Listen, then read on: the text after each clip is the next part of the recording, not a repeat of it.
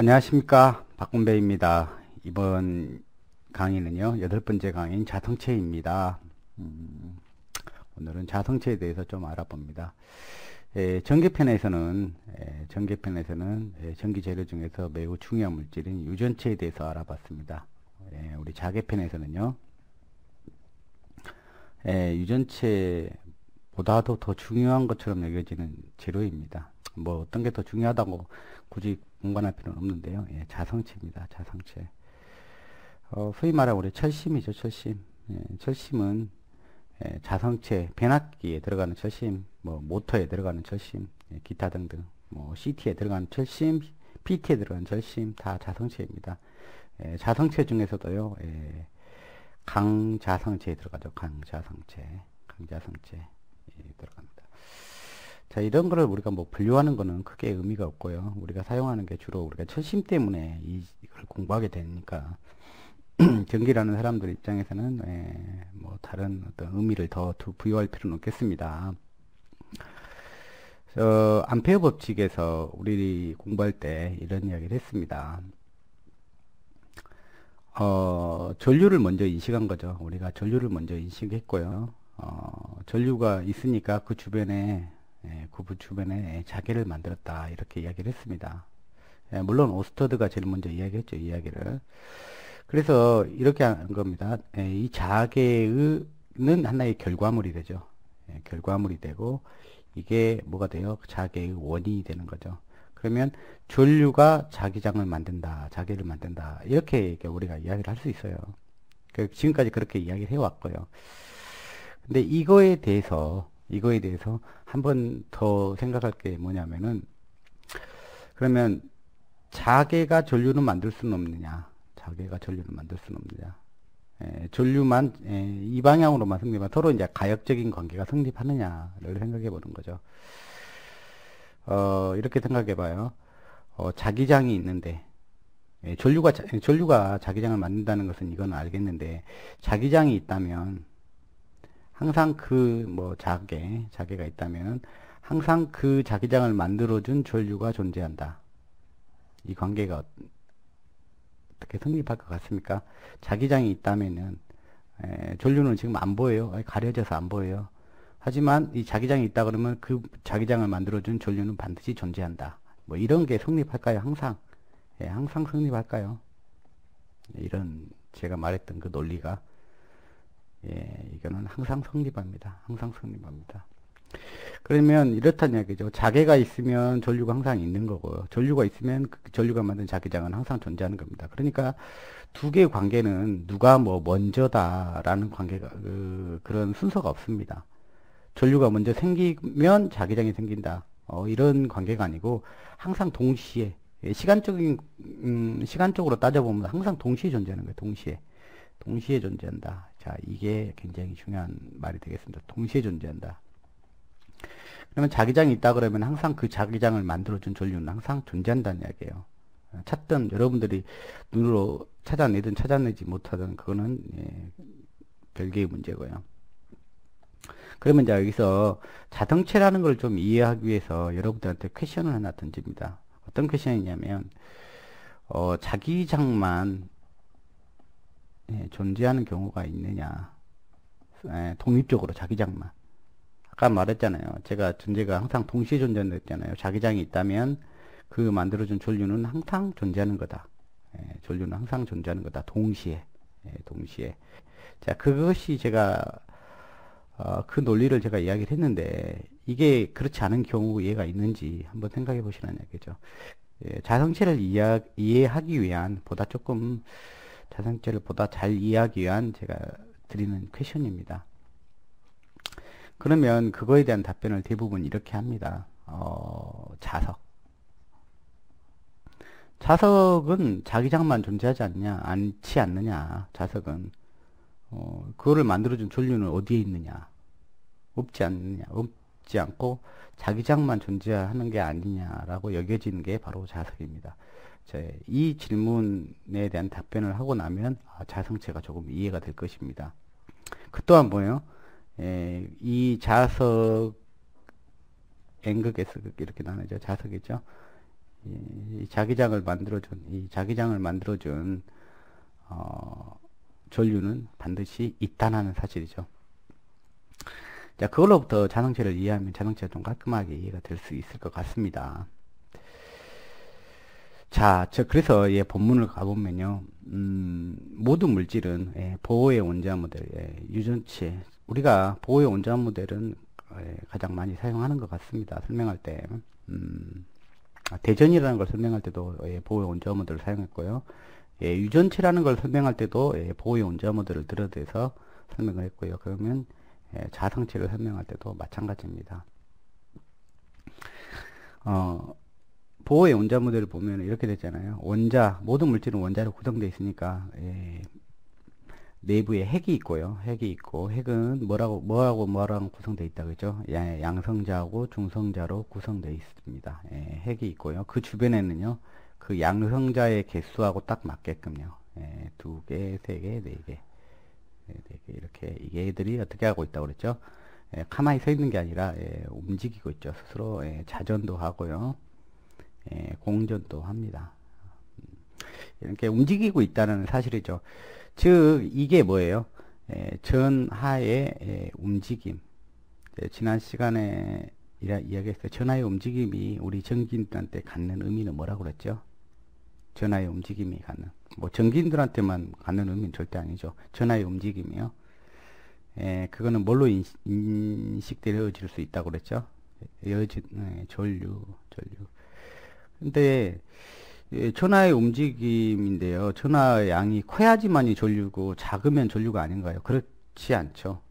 뭐 전하의 양이 매우 작으면은 그냥 이렇게 불러주면 돼. 미소전류라고 불러주면 되잖아요. 매우 작아서 인지 못할 정도 수준일 뿐이지, 그게 그렇다고 해서 아무리 작다고 해서 전류가 아닌 것은 아니지요. 그래서 우리 본문에 보면 1번에 전자 스핀이라고 하는 게 있습니다. 그러면 뭐예요? 전자가 어떤 궤적을 중심으로 자기 스스로 돌아가는 자전, 어떤 축을 중심으로요, 자기 자신의 어떤 뭐 회전축을 중심으로 돌아가는 것 갖다가 자전이라고 합니다. 이 또한 뭐예요? 전자가 이렇게 삥 한 바퀴 돌아가는 거죠. 이렇게 전자가 삥 한 바퀴 돌아가는 거죠. 이렇게 자전, 전자가 삥 한 바퀴. 이것 또한 뭐예요? 하나의 전자의 움직임이죠. 물론 이 전하량이 매우 작기 때문에 이걸 갖다가 전류로 환산한다면 아주 미소한 전류가 되겠습니다. 그럼 이 전류가 이렇게 뺑 한 바퀴 돌면요, 그럼 하나의 전류라는 얘기죠. 이렇게 뺑 한 바퀴 돌면 우리 암페어 법칙에 의해서 어떻습니까? 오른나사 법칙에 의해서 전류가 이렇게 되면 오른손을 이렇게 휙 감으면요, 오른손을 이렇게 휙 감으면 엄지손가락이 어디를 가리키죠? 이걸 가리키죠. 여기를 가리키고 있죠. 자, 이렇게 자기장이 이렇게 형성되죠. 자, 그러면은 요 자기장이요, 미소한 자기장이 되겠죠. 미소한 전류가 만들었으니까 미소한 자기장이 될 건데, 자석이라고 한다면 이거를 갖다 자석으로 N극의 습으로 표시한다면 굳이 N극은요, 자극에서 자기장이 나가는 방향이요, 나가는 방향을 N극이라고 우리는 항상 지칭합니다. 기준은 뭐예요? 자극을 기준으로요. 자, S극은요, 자극에서 들어오는 방향. 방향. 자, 그렇죠. 그러니까 어디가 N극이 되는 거예요? 이쪽 나가는 방향. 지금 이 부분을 갖다 자극이라면 N극이고, 이쪽으로 들어가는 방향이죠. S극이 됩니다. 그러면 전자의 자전이 만들어내는 조그마한 자석이 있겠네요. 그렇죠? 조그마한 자석도 있겠네요. 물론 자기장의 세계는 매우 작을 것입니다. 매우 작을 것입니다. 자, 이거를 갖다가 뭐라고 이름을 붙여주면 좋을까요? 우리 유전체에서는 외부에서 전기를 가하니까 찌그러져서 뭐냐면 한쪽은 플러스 한쪽은 마이너스. 근데 이게 항상 쌍으로 다닌다겠죠. 그래서 이건 뭐라고 불렀습니까? 전기쌍극자로 불렀죠. 자, 이거를 갖다 뭐라고 부를까요? 자기쌍극자. 두 마리가 항상 그걸 이루고 같이 쌍을 이루고 있죠. 자기쌍극자라고 이렇게 이름을 불러줍니다. 그래서 미소한 자기쌍극자들이 이렇게 하나의 물질 내에서는 무수하게 많은 양이 분포하겠죠. 전기쌍극자가 그러하듯이요. 전기쌍극자 외부에서 전기를 가하면은 전기쌍극자가 이렇게 무수하게 많이 분포하듯이 얘도 무수하게 많이 분포하겠죠. 자, 그래서 물질로 한번 가보도록 하겠습니다. 얘네들이 그러면 굉장히 많다는 사실이죠. 자, 지금 제가 첫 번째 드렸던 그 질문에 대한 답은 뭐 나왔죠. 이미 자기장이 형성되는 그 매체를 누가 만든 거였죠? 예, 전자 스핀이 많은 미소한 전류가 자기장을 만들고 있습니다. 자, 자성체라는 이제 덩어리로 한번 가보죠. 예, 자성체라는 덩어리가 있다고 그러면은, 예, 이 덩어리가 있다고 봅시다. 그러면, 아까와 같은 그런 자기 쌍극자들이, 덩어리들이 이렇게 무수히 많이 분포가 될 겁니다. 이제 그런 같은 방향을 지칭하는 녀석들의 길을 갖다가 묶고 놓으면 이제 매그네틱 도메인이라고 그러죠. 이렇게. 하여튼 무수한 송불, 이게 이제 화살표 방향이 이렇게 그렇다면 이쪽에 N극이 되고 S극이 되는 이제 조그만 자석들이, N극, S극이 된 자석들이 무수하게 이제 여기에 서 있다고. 근데 어떻게 서 있다라고 할 것 같아요? 랜덤하게 서 있는데, 랜덤하게 이렇게 쫙 서 있는데요. 자, 어떤 물질이든 그 논리적으로 보면, 얘가 자성체든 자성체가 아니건 어떤 물질이든지 이게 다 가지고 있을 텐데, 최초에 이 물질이 외부의 어떤 영향을 받지 않는다. 외부 에너지로부터 자극을 받지 않는다. 그러면은 얘들이 랜덤하게 또 이게 벡터량이에요. 벡터량인데 랜덤하게 서 있어. 이렇게 랜덤하게 서 있으면 이런 거 갖다가 총체적으로 다 합치면 이 값은 얼마가 나올까요? 내부 자기장이 됩니다. 이걸 갖다 다 합치면 내부 자기장 값이 되겠죠. B값은 얼마가 나올까요? 0이 나옵니다. 0이. 이게 바로 자연의 원리입니다. 그러면 모든 물질이 태어날 때는 다 똑같이 내부 자기장이 0인 상태예요. 그러니까 우리가 자성체냐 아니냐라는 것을 갖다가 지금 경험상 아는 거죠. 어떤 물질은 뭐 어떤 자성체 특성이 어떻다는 걸 갖다 우리는 경험상으로 다 알고 있는 거지만 최초에 우리가 몰랐다.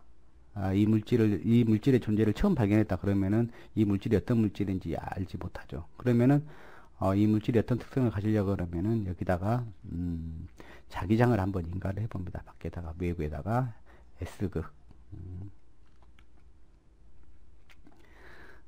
자기장을 한번 가해보면, 즉 이제 외부에서 자극을 한번 줘보는 거죠. S극, N극, 이쪽에다 N극을 가해보면 어떻게 될 거냐. 이렇게 자기장을 외부에서 이제 외부 자극을 한번 최초에 줘보죠. 그리고 나서 얘가 어떻게 반응하는 걸 보고 이제 이 자성체의 특성이 나오는 거죠. 이 물질의 특성이 나오는 거죠. 자기적인 특성이 어떤 것인지에 대한 특성이 나오는 거죠. 정기적인 특성을 알아보려면 뭐 여기다가 전개를 걸어보면 되겠지만 이렇게 자기적인 특성을 알아보려면은 자개를 걸어보면 되는 것이에요. 그러면 N극, S극, 자 N극, S극, 아주 작은 미소한 N극, S극들이 막 무수하게 서 있죠. 근데 랜덤하게 자기 방향을 가지고 있다고 그랬어요. 얘네들이, 그렇죠. 자기장을 가하면 우리 알잖아요. N극하고 S극끼리는 땡기고, S극하고는 밀고, 그렇잖아요. 같은 극끼리는 밀어버리고, 서로 다른 극끼리는 땡긴다는 걸 알잖아요. 그러면 N극은 S극으로 끌려갈 겁니다. 그러면은, 예를 들어서 이 하나에, 자기 쌍극자 편만 본다 그러면 여기를 가운데다가 핀을 한번 박아놨다고 생각해 봐요. 그러면 N극이고 S극이겠죠. 그렇죠. 여기다가 N극, S극 외부에서 가해주면 하나만 떼서 본다면 그래요. 얘가 이렇게 가고 얘는 이렇게 당겨갈 거예요. 그렇죠. 회전하는 모습이 나타나요. 회전하는 토크가 나타납니다. 그래서 이 외부에 걸어준 이 자기장의 크기를 갖다 높이면 높일수록, 강도를 높이면 높일수록 힘이 점점 크게 작용해서 이렇게 점점 돌아갈 겁니다. 이렇게 이런 식으로 돌아가게 될 겁니다. 이런 식으로 로테이션 할 겁니다. 이 외부의 자기장의 값을 갖다가 계속 키워주면 얘도 이렇게 로테이션 각도를 갖다 점점 키우겠죠. 이렇게. 그러면 얘네들이 다 동일하게 이 외부의 자기장의 영향을 받아서 다 일제히 어떤 동일한 방향으로 회전을 실시할 겁니다. 어떤 동일한 방향으로, 그죠? 어떤 정해진 방향으로도 회전을 할 텐데, 힘을 받아서 회전하게 될 텐데, 그러면은 그 다음에 이걸 갖다 다 더해보면, 이 모든 벡터량들 다 더해보면 0일 가능성은 없죠. 그죠? 어떤 벡터가 이렇게 0이라는 것은, 자 보세요. 어떤 녀석이 하나가 여기 서 있고 얘가 이렇게 서 있어야, 두 개만 있다면은 이렇게 서 있어야 크기는 같고 방향이 반대 있을 때 우리가 0이 되는 거죠. 얘네들이 동일하게 움직였다고 쳐요. 어떤 한 방향으로. 예, 얘도 N극이니까 S극이니까 이렇게 되죠. 얘도 이렇게 이 방향으로 가겠죠. 이렇게 휘었다면 두 개가 합쳐져 가지고 더 이상 0이 될 가능성은 없죠. 그죠? 어떤 값을 가지게 되겠죠. 자, 일제히 어떤 한 방향으로 이렇게 이동한다면 그 다음부터 0이 되지 않습니다. 그러면은 외부에서 인가해 준 자기의 크기하고 내부의 자기장의 크기, 이걸 다 더한 것들이요. 자기장의 값, 내부 자속의 값, 자기장의 값을 갖다가 우리가 플라팅해 보면 BH 커브가 됩니다. 자, BH 커브를 한번 그려보도록 하겠습니다. 네, BH 커브요. 자, 외부에서 인가해 준 값, 외부 자석의 값이라고 생각하시면 돼요. 자, 여기는 암페어 퍼 미터가 되고요. 자, 내부 자기장, 재료의 내부의 자기장, 여기는 웨버 퍼 스퀘어 미터. 처음에는 어떻게 됐습니까? 최초의 값은 당연히 0일 것입니다. 최초에 한 번도 외부 자극을 받지 않은 물질이었다면 0일 것입니다. 그죠? 랜덤하게 서 있는 것들을 다 합치면, 자기 모멘트들을 다 합치면은 이렇게 0이 될 겁니다. 그 다음에 자기장을 가하면요, 여기가 이제 H 필드에서는 0입니다. 좀 증가시키면 당연히 키우면 외부 자기장의 값, 외부의 자석의 값을 좀 키운다면 이렇게 될 것입니다. 자, 그 다음에 더 키우면요, 이렇게 증가해요. 이렇게 계속 이 값이 증가를 할 겁니다. 여기까지 키우면 회전을 갖다가 더 많이 하니까 서로 더 나란해지니까 뭐예요? 그 값은 점점 커지겠죠. 점점 커질 것입니다. 점점 커질 거예요. 이렇게 점점 증가하다가요. 얘네들이 외부에서 인가해준 자기장의 방향하고 완전히 나란하게 됐다. N극 S극인데 얘가 나란히 됐다 그러면은 더 이상 커질 수 있는 방법은 없죠. 다 합쳐가지고 더 이상 커질 수 있는 방법. 이렇게 뭐 반대 방향으로 갔다 해서 더 커지는 건 아니어서 오히려 줄어들겠죠. 그래서 외부의 자기장 값을 갖다 아무리 더 높여준다 해도 이제 더 이상 커질 수 없는 물질적인 한계가 존재한 거죠. 완벽하게 뭐냐면 외부에서 인가해준 자석과 완전히 나란히 섰다 그러면 더 이상 커지지 못하기 때문에 내부 자석 밀도 값을 본다 그러면 더 이상 커지지 않는 이런 이렇게 되는 게 자성체의 특성이 되겠습니다. 그렇게 되겠죠. 자, 그래서 이걸 갖다 우리는 뭐라고 불러줍니까? 이렇게 되는 걸 갖다가 더 이상 증가하지 못하고, 원래는 선형으로 증가한다면 계속 증가해야 되겠죠. H 필드를 갖다 계속 켜주면 외부에서 자기장 값을 계속 증가시켜 준다 그러면은 내부의 자석 밀도는 갖다 계속 증가를 해야 맞겠죠. 하지만 어느 순간부터는 물질의 한계 때문에 지금 이런 한계 때문에 다시 더 이상 증가할 수 없는 한계가 존재한다는 것입니다. 이게 리얼입니다. 이게 리얼입니다. 자, 그렇다면 이걸 뭐라고 이름 불러준다고 했죠? 포화, 세츄레이션, 포화라고 불러줍니다. 이걸 뭐라고 부른다고요? 포화요. 우리가 전기를 하면서 여러분들이 이 포화를 이해하는 것 같지만 사실은 이 포화를 이해하는 둥 마는 둥 하는 것 같아요. 포화 세츄레이션, 자성체의 포화 때문에 여러분들이 나오는 이상현상들이 매우 많습니다. 그건 뭐 이상현상이라고 보기는 없죠. 당연히 그렇게 나오는 건데 우리가 그 선형으로 나왔을 때와 다르게 나왔다고 해서 좀 이상현상처럼 보여질 뿐입니다. 우리 이게 포화 여러분들한테 한번 질문 한번 해보도록 하겠습니다. 변압기 여자 도립전류, 변압기 여자 도립전류가 엄청나게 크게 나오죠. 얼마 정도 나옵니까? 변압기 전격 전류의 약 8배에서 12배 수준으로 나타납니다. 이건 뭐 크기의 수준만 따지면 고장전류하고 유사하죠. 고장전류라고 봐도 무관하죠. 크기만 본다 그러면. 이렇게 큰 전류를 유발을 시킬 수 있는 게 근본적인 이유가 뭐예요? 이 자성체, 철심의 포화입니다. 철심의 포화. 포화는 여러분들이 제가 이야기를 많이 하겠습니다. 앞으로도. 포화를 이야기 안 할 수가 없어요. 왜냐하면 이런 그 특이한 현상들을 설명하기 위해서 결국은 다 포화 때문에 발생하는 거기 때문에 우리가 포화를 설명 안 할 수가 없는 거죠. 자, 그 다음에요. 지금은 자성체에 대해서 공부를 하기 때문에 포화는 뭐 이렇다고 간단하게만 짚고 갑니다.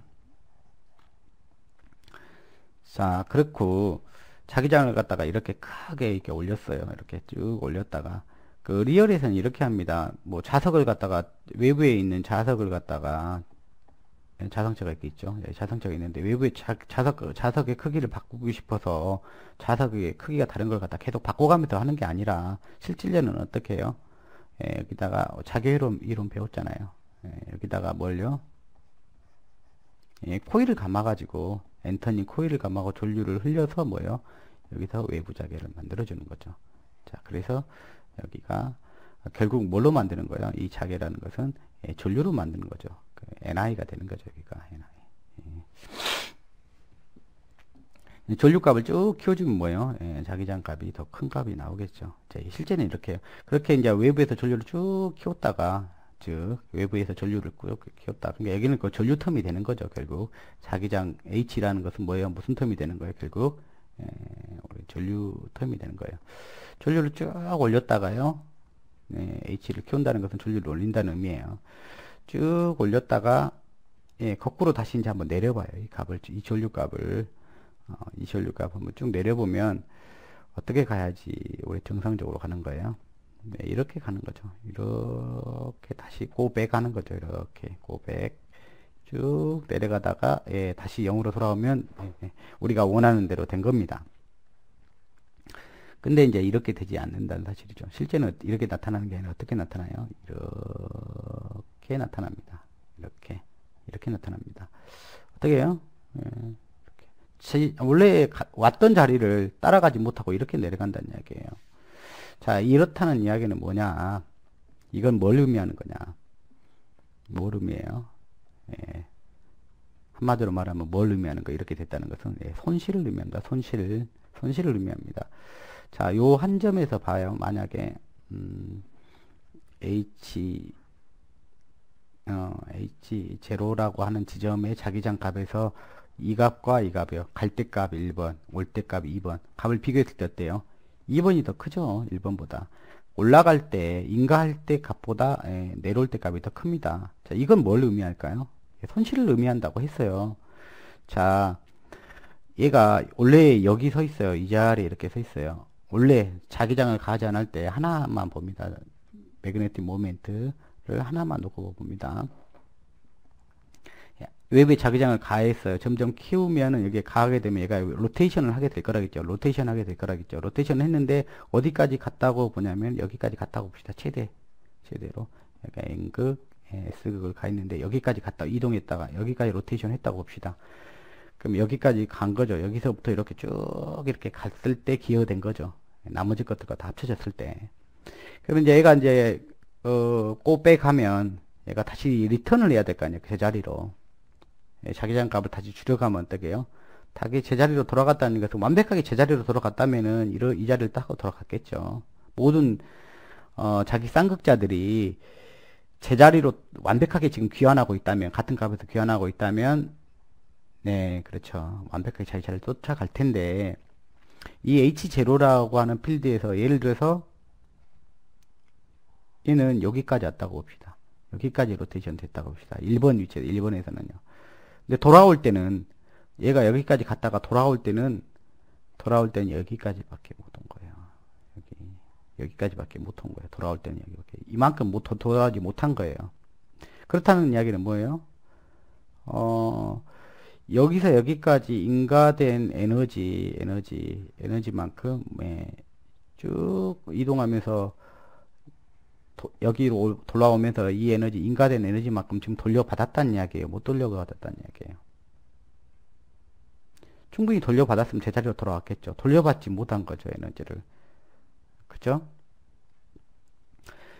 예, 외부에서 인가했던 그 에너지, 자기적인 에너지요. 자기적인 에너지. 지금 전류가 인가된 거잖아요. 그죠? 예, 전류가 인가시켜서 전원에 의해서 공급된 그 에너지, 자기 에너지입니다. 자기장 에너지를 갖다가 이제 다시 돌려받으면 우리는 손실이 없다고 이야기해요. 다 돌려받으면. 그러면 여기에 지금 되돌아오지 못했다는 것은 뭐예요? 온만큼 되돌아오지 못했다는 것은 그만큼 다시 되돌려주지 못하고 있다. 얼마만큼이요? 여기에 차이가 난 만큼 되돌려주지 못하고 있다는 이야기예요. 이 자기장값이 여기 크게 남았다는 이야기는 그거잖아요. 여기가 덜 왔기 때문에 더 큰 자기장값을 만들고 있을 거 아닙니까? 그러면 이 격차만큼, 그러니까 차이가 나는 만큼 뭐냐면 이 면적이 무슨 면적이 되어주냐면 손실 면적이 되어줍니다. 손실 면적이. 손실 면적이 되어줍니다. 그래서 자기장이 원래의 경로보다 더 돌아올 때 느리게 돌아온다, 느리게 회복한다, 좀 지연돼서 돌아온다. 이게 지연을 나타내죠. 그래서 그걸 갖다가 히스테리라고 그러죠. 히스테리, 지연, 이력.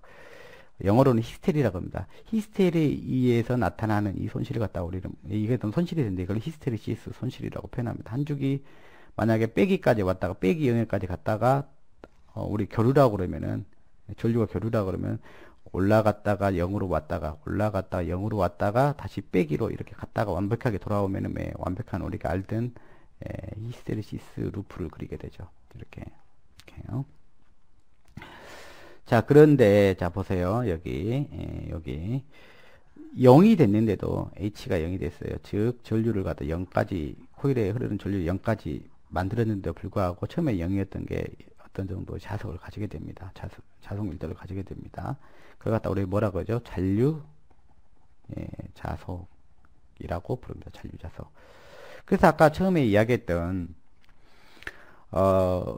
영구 자석은 외부에서 이제 더 이상 어떤 전류를 인가하지 않는 상태에서 뭐냐면 어떤 자기장 값을 항상 가지고 있는 거죠. 이 자기장 값은 결국 누가 만든 거예요? 그래도 전자 스핀이 만든 그 전류에서 이미 만들고 있는 거죠. 잔류 자석은.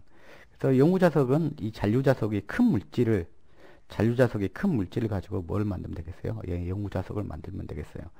하지만 우리가 철심에 쓰는 재료, 변압기라든지 모터에 쓰는 재료가 이렇게 잔류자석의 큰 물질을 갖다 사용한다는 것은 뭐예요? 그만큼 뭐도 커진다는 이야기예요. 손실도 커진다는 이야기겠죠. 그래서 되도록이면은 이게 차이가 덜 나는 물질을 사용하는 게 훨씬 더 유리하겠습니다. 그렇겠죠. 손실을 적게 하려면 우리는 변압기라는 어떤 물질을 사용하는데 그 기기를 사용하는데 거기서 스스로 손실이 많이 발생하면 안 좋죠. 그래서 되도록이면 자기 이력이 발생하지 않는 물질은 없죠. 이렇게 거의 발생하지 않도록. 그럴수록 이 면적이 좁아지면 손실이 적어진다. 히스테리 손실은 적어진다. 그래 이런 물질을 쓰면 상당히 좋겠습니다.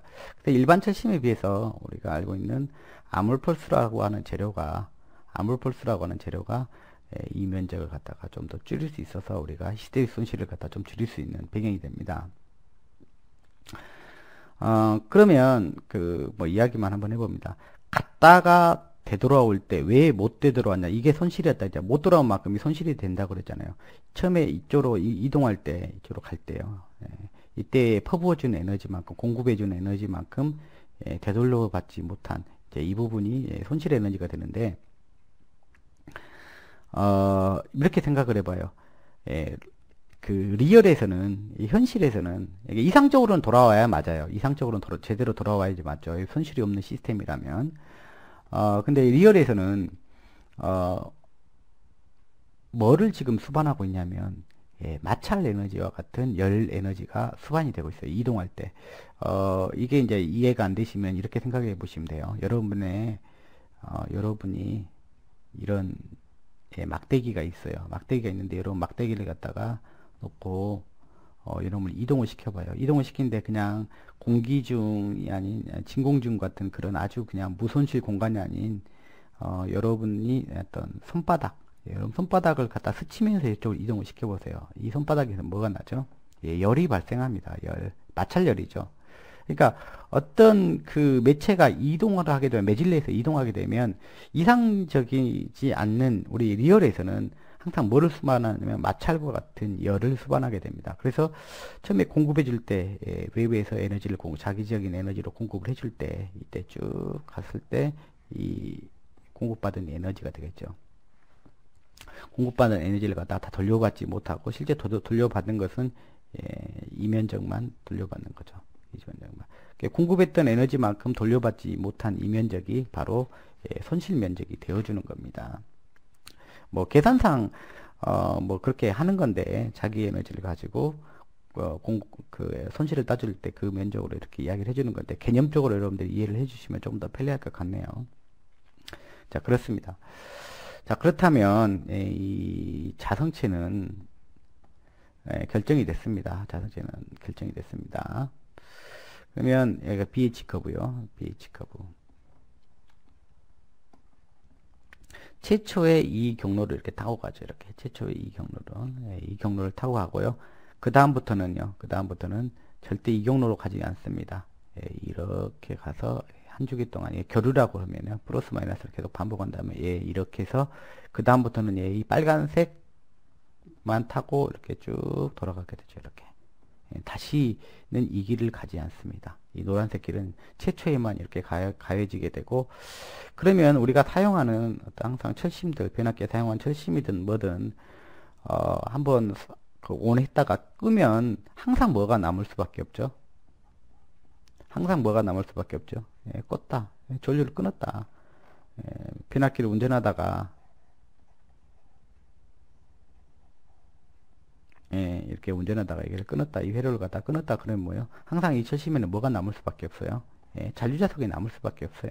잔류자석이 남을 수밖에 없습니다. 그래서 나중에 뭐 변압기 여자도립전류 이야기할 때 잔류자석도 여자도립전류를 만드는데 상당히 영향을 줄 것이다. 그렇죠? 이만큼 더 더해져서 포화를 이끌 거니까 그래요. 포화를 이끌어낼 거기 때문에 그래요. 포화가 원인이 되는데 포화도를 갖다 더 증가시켜 주는 게 이제 잔류자석이 영향이 되겠습니다. 자, 본문으로 한번 돌아가 보도록 하겠습니다. 자, 그렇습니다. 자, 이해가 되시죠? 자개를 인가하기 전에는 이렇게 랜덤하게 서 있었던 물질이 랜덤하게 서 있는데 외부에다가 자기장을 이제 가하게 되면 이제 어떻게 될 거냐. 이제 이 상태는 어떻게 돼요? 내부 자석 밀도는 얼마가 돼요? 0인 상태입니다. 외부의 자극을 한 번도 받지 않은 그런 상태에서는 그렇습니다. 이 상태에서는 얘가 모르는 물체다, 재질이다. 그런 다음에는 한번 외부에서 자기적인 특성을 갖다 이해하려면 얘가 자성체로서는 매그네틱 특성으로서는 어떤 걸 갖는지를 갖다 알려면 한번 외부에서 자기장 한번 딱 쏴보면 알죠. 아, 얘가 어떻게 움직이는지 보고. 그러면 강자성체인지 상자성체인지 반자성체인지 완전 반자성체인지 이제 그런 것들이 나옵니다. 뭐 그거는 제가 뭐 잘 이해할 수 있는 상황은 아니에요. 우리가 알고 있는 자성체들은 외부에서 인가해진 자기장 방향대로 이렇게 얘네들이 회전을 하게 됩니다. 자기 쌍극자들을 회전하게 되는데, 반자성체들은 이게 반대로 이렇게 회전하는 경향이 있다고 합니다. 이렇게 반대로. 그러니까 상자성체들은 얘들은 뭐 이렇게 회전한 다음에 얘는 이렇게 반대로 회전하는 겁니다. 그래서 외부에서 인가해준 방향과 반대로서는 그런 특성을 갖는 것 같다. 반자성체라고 이야기를 합니다. 제가 그것이 왜 그렇게 나온지는 잘 이해할 수 없습니다. 그 중에서 또 완전 반자성체가 있습니다. 완전 반자성체. 완전 반자성체는 뭐라는지 여기다 완전 이상적인 걸 의미하죠. 외부에서 걸어준 자기장과 완벽하게 반대 방향으로 서서 그 크기도 동일하면 이게 완전 반자성체랍니다. 그런 물질이 있냐? 있다고 합니다. 그 물질은 뭐라고 하냐면 그 물질은 혹시 들어보셨죠? 초전도체요. 초전도체가 완전 반자성체의 물질입니다. 여러분들이 뭐 잘 이해할 필요는 없습니다. 지금 이 자체는 우리는 뭐 이 자성체를 지금 공부하는 것은 이런 거를 이해하기 위해서 별표 쳐버리면 중요한 것처럼 느껴지니까 이런 걸 이해하기 위해서 하는 게 아니라 우리는 그 전기 재료에 가장 많이 쓰는 이 철심 때문에 이건 강자성체죠. 강자성체요. 방향은 항상 자기장이 인가해준 방향대로 나란히 서는 것 중에서 아주 더 잘 배열하는 그런 녀석이 이제 강자성체가 되었습니다. 철심과 같은 그 재료를 이해하기 위해서 우리가 이 자성체라는 걸 배우기 때문에 엉뚱한 데는 빠지지 말아 주시기 바랍니다. 자, 외부 자기장을 인가하게 되면, 즉 외부에서 자기장 값을 인가해서 그쵸, 이걸 갖다가 한 가지로 보여주면 이런 상태가 이제 첫 번째 상태죠. 랜덤하게 서 있는 상태예요. 랜덤하게 서 있는 상태에서 외부 자기장을 인가해주면 자성체에다 인가해주면, 즉 그렇게 한다는 것은 실질적으로 엔터넷 코일에다가 전류 I를 넣어줬을 때 가능한 거죠. NI를 넣어줬을 때 얘가 뭐냐 H필드를 만들어주죠. 그렇게 되면 얘가 이렇게 나란하게 자기장이 인가된 방향과 나란하게 이렇게 배열된다. 이 값은 이제 절대 이제 내부 자석 밀도는 0이 아니죠. 점점 외부에서 전류를 갖다 계속 증가시켜 줄 때마다 자기장 값을 외부에서 자기값을 증가시켜 줄 때마다 그 값은 이렇게 선형적으로 증가하게 될 거예요. 선형적으로 증가하는데 자성체는 계속 증가하다가 이렇게 가는 게 아니라 뭐 이렇게 구부러지게 되죠. 더 이상 증가하지 못하는 영역이 생기게 되죠. 재료의 한계가 생기게 됩니다. 이걸 갖다 우리는 포화다 이렇게 이야기를 했습니다. 이해가 되시죠? 그 다음 내용 가볼까요? 자성체의 자화곡선 pH 커브 보면 알겠죠? 아까 설명했던 내용입니다. 자, 이 빨간 길은 최초에 한 번 가고 마는 길입니다. 됐죠? 그 다음에 이제 그 히스테리시스 손실에 대한 어떤 그 수학적인 모델링을 할 때, 수학적인 모델링을 해서 실제 그 계산을 수행한다 그러면은, 아까 그 히스테리시스의 면적이 그 히스테리시스 손실이 되어줄 거라고 이야기를 한 겁니다. 그죠? 우리가 근데 개념적으로는 그렇게 된다는 것을 우리가 파악을 했습니다. 우리 개념을 이해하는 게 더 좋습니다. 우리가 뭐 전자기학을 진짜 공부해가지고 우리가 이걸 갖고 이게 이 경로가 여기서 여기까지 지금 여기서 여기까지만 한번 본 겁니다. 인가된 에너지는 뭐예요? H에 대해서 H에 대해서 H가 이렇게 돼 있죠. 그 다음에 이걸 갖다가 뭐예요? 잘게 이렇게 쪼개입니다. 잘게 쪼개 dB 이렇게 쪼개서 이걸 갖다 총 적분하게 되면 이 면적이 되겠죠. 이게 바로 인가된 에너지입니다. 외부에서 시스템으로 또 전원이 인가하는 거잖아요. 전류를 전원이 인가하는 거 인가된 에너지입니다. 자기장 에너지가 되겠죠. 자기장 에너지 형태로 공급이 됐겠죠. 지금. 자, 그 다음에 이제 거꾸로 내려오는 길이죠. 타고 갔다가 내려오는 길이죠. 이 길에서는 뭐예요? 여기를 갖다 적분하면 이게 이제 되돌려준 에너지다. 시스템적으로 되돌려준 에너지예요. 그러니까 공급된 에너지하고 되돌려 받은 에너지가 이거니까 사실은 그 차는 이 빨간 이 면적이 되겠습니다. 이 면적만큼이 뭐가 된다는 이야기예요. 수학적으로 그래 보인다. 손실이 된다. 하지만 지금 이 면적이 제가 아까 설명을 드릴 때문에 이 면적이 왜 손실이 될 것인지에 대한 물리적인 관점에서 먼저 이야기를 해드렸습니다. 이제 이걸 갖다 이 연산을 수행하게 되면 줄 퍼 최적당 단위 최적당의 에너지가 됩니다. 그러면 이제 우리가 에너지값 바로 얻으려면 여기다가 철심의 최적을 갖다가 여기다가 곱해주면 바로 우리가 손실 에너지를 갖다 얻어낼 수가 있습니다. 계산상으로. 자, 이렇게 우리가 히스테리 손실을 이와 같은 방법으로 이렇게 그 측정을 해서 히스테리 루프를 측정한 다음에 자성체별로요. 측정한 다음에 이 루프의 면적을 적분해 가지고 계산을 해서 히스테리시스 손실이 얼마다 이렇게 뽑아내는데 그렇게 하기에는 이렇게 구하는 것은 상당히 수학적으로도 어렵습니다. 쉬운 건 아니에요. 그죠? 그래서 우리가 이렇게 하라면 하겠어요. 여러분들한테 만약에 한다고 하면 안 하죠. 못 하죠. 물론 여기만 이 제로만을 다루고 이 특성을 갖다가 측정하신 분들은 할 수 있는 일이지만 여러분들은 할 수 없는 일입니다. 그래서 이렇게 하지 않고 G사에 근무하시는 찰스 스테인매츠라고 하는 분이 수많은 실험을 통해 가지고 근사 실험식을 만들어내서 우리가 좀 더 편리하게 히스테리시스 손실을 산출할 수 있도록 합니다. 그 또한 뭐 우리가 잘할 내용은 아니지만 이제 이 정도는 우리가 이해하고 갔으면 좋겠어요. 어느 정도. 자, 이런 정도요. 자, 히스테리시스 손실은 이건 실험식입니다.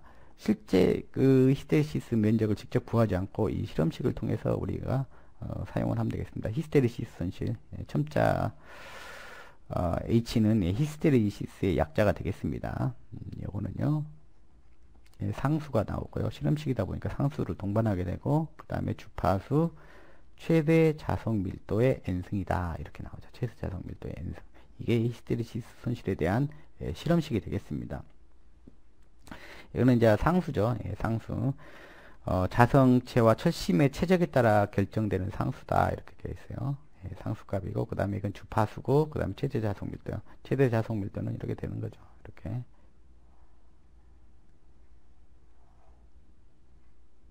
Bmax 값이 되겠네요. Bmax 값, 최대 자동 밀도 값에 의해서 결정이 된다. Bn승이다. 그리고 이 n값은 뭐냐면 이 지수값은 철심제로 제일 많이 쓰는 규소 강판, 규소 강판인 경우는 약 1.6이다. 이렇게 결정이 있어요. 요걸 갖다가 이제 실험식으로 히스테리손실이다 이렇게 쓰는 거예요. 직접 여러분들이 히스테리 루프를 측정한 다음에 B지컵을 그린 다음에 그 면적을 갖다가 구해야 되지만 그거는 매우 어려운 일이라는 얘기예요. 그래서 이렇게 실험식으로 이렇게 만들어 놨기 때문에 이걸 갖다가 여러분들이 이제 활용하시면 되겠습니다. 그 중에서도 여러분들이 이해를 좀 더 했으면 좋겠다는, 여러분들이 여기서 기억하고 갔으면 좋겠다라고 하는 것이 이 식에서요. 히스테리시스 손실은 이 상수는 떼버리고요. 뭐랑 비례하는 거냐면 주파수. 이건 전원의 주파수가 되겠죠. 그죠? 주파수와 최대 자석 밀도의 n승에 비례한다. 그리고 이거는 뭐냐면 규소광판인 경우는 1.6에 해당하는 수치다. 1.6이라는 것도 기억할 필요가 있겠지만 이게 거의 약 2랑 가까워지는 거죠. 2승하고 거의 가까워지는 거죠. 그러면 상대적으로 뭣도 같이 체크해놔요. 우리가 철선 그러잖아요. 철선 그럴 때 얘는 누구하고 누구 합이에요? 히스테리시스 손실하고 누구하고요? 에디 커런트 손실, 와전류 손실과의 합을 갖다 우리는 철선이라고 이야기하잖아요. 변압기 철선, 모터의 철선, 발전기의 철선. 자, 그러면 이 히스테리시스 손실이 아닌 이 와전류 손실, 에디 커런트 손실이에요. 에디 커런트 손실은 이와 같은 실험식으로 또 표현이 되는데, 이 정도만 기억을 해놔요. 에디 커런트 손실은 뭐에 비례하냐면 주파수하고 최대 자석 밀도 관계만 보면 주파수의 제곱에 비례하고요. 최대 자석 밀도의 자승에 비례하는 관계식을 갖습니다. 평상시에 이렇게요. 얘는 근원상 얘기는 매그네틱 자기적인 손실이고요. 자기적인 손실이고 얘도 자기적인 손실이라고는 할 수 있지만 얘는 사실은 엄밀하게 말하면 저항손입니다. 저항손. 철심에 결국 여기서 철에서 나는 열이기 때문에 결국 열로서 다 발산이 되는 거죠. 다 열로서 나타나는 건 똑같은데요. 전기 에너지가 사라지는 것은 다 열밖에 없습니다. 열로 사라집니다. 자기적인 손실이지만 결국 그 등가적으로 하면 다 열입니다. 열. 우리가 뭐 전기 저항도 결국 뭐냐면 열에 의해서 손실이 발생한다고 하잖아요. 똑같습니다. 그래서 우리가 손실이 발생하는데 뭐 철심 만져보면 따끈따끈해지는 거죠. 그 손실 때문에. 손실이 크면 더 뜨거워지겠죠. 그렇습니다. 그래서 요거를 갖다 좀 잘 봐두시라는 거예요. 이렇게. 얘는 주파수의 제곱이라고, 이건 주파수에 비례하고 이렇게 된다. 거의 이제 최대 자석 밀도에서는 거의 1.6이지만 약 2에 가깝기 때문에 여기는 거의 유사한 특성을 갖지만 주파수에서는 얘는 제곱에 비례하고 얘는 그냥 단순 비례한다. 그런 사실이죠. 기본 주파수, 얘가 전원 주파수가 기본 주파수밖에 안 가지고 있다. 주파수밖에 안 가지고 있다. 고저파가 없다는 이야기죠. 고저파가 없는 경우에 대해서는 통상적으로 뭐냐면 총 철선 중에서 얘가 훨씬 더 도미넌트합니다. 훨씬 더 많은 양을 가지고 있고 그에 비해서 와전류 손실은 상당히 좀 적게 됩니다. 얘가 뭐 80대 20 뭐 이런 정도 수준이라는 이야기예요. 평상시에는. 근데 요즘에는 이제 고저파가 많이 발생하고 있죠. 모든 부하에서 지금 고저파가 이슈가 될 정도로 고저파가 많이 발생하고 있기 때문에 고저파는 기본적으로 어떤 겁니까? 기본 주파수 성분, 기본파 주파수 성분의 n배가 되는 주파수 성분의 것이잖아요. 그렇기 때문에 주파수가 자꾸 증가되는 상은 주파수가 높은 성분이죠. 고저파는 고주파처럼 뭐 메가헤르츠, 킬로헤르츠, 아니 메가헤르츠 수준은 아니지만 상당히 주파수가 높게 됩니다. 그러면 이거의 자승에 비례하기 때문에 결국 고저파가 인식하는 고저파가 바라봤을 때는 뭐예요? 이게 역전이 됩니다. 얘가 거의 무시가 되고 얘가 더 도미넌트해지는 상황이 됩니다. 그래서 뒤에서 여러분들이 이제 한 4권쯤에서 전력 품질을 공부할 때요. 전력 품질을 공부할 때 제가 이제 K팩터에 대해서 이야기할 겁니다. 뭐 K팩터 표현할게요. K팩터에서 이야기할 때 그때는 이 와전류 손실 손실만을 고려하고요. 오히려 왜 여기는 고조파를 고려한 어떤 상수거든요. 고조파를 고려한 어떤 값이기 때문에 이때는 와전류 손실만을 고려하고 얘를 오히려 히스테리 손실을 버리게 됩니다.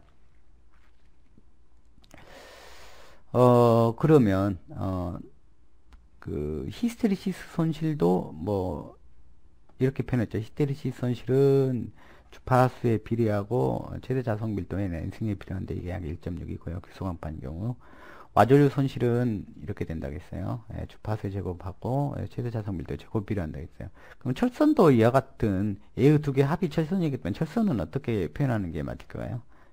일반적인 경향이 어떻게 나타날까요? 철선은 지금 고조파가 고려가 되지 않은 상황이에요. 그럼 뭐예요? 얘가 훨씬 더 도미넌트하기 때문에 철선은 주파수에 비례한 성향을 타게 되고요. 그 다음에 최대 자석 밀도는 뭐 제곱이나 1.6이나 거의 똔똔이기 때문에 거의 자석에 비례한 이런 관계로 이렇게 보시면 되겠습니다. 이렇게 이 정도는 여러분들 좀 기억을 해두세요. 요거 좀 기억을 해두세요. 항상 요거를 좀 제가 그 나중에 어떤 그 설명을 할 때 요걸 항상 또 이용할 때가 좀 여러 번 있을 것입니다. 여러 번 있을 것이니까 지금 여러분들이 좀 기억을 해 두시면 좋을 것 같습니다. 아까 이야기 하려다 말았네요. 와전류 손실이 저항선이라고 그랬잖아요. 저항선. 그죠? 철심에 규소광판 철심이 있다고 쳐요. 이렇게 규소광판 철심이 있으면 얘를 갖다가 자석이 이렇게 통과하게 되면 여기에 뭐가 발생해요? 와전류가 발생하죠. 와전류가 발생하는데 이 와전류가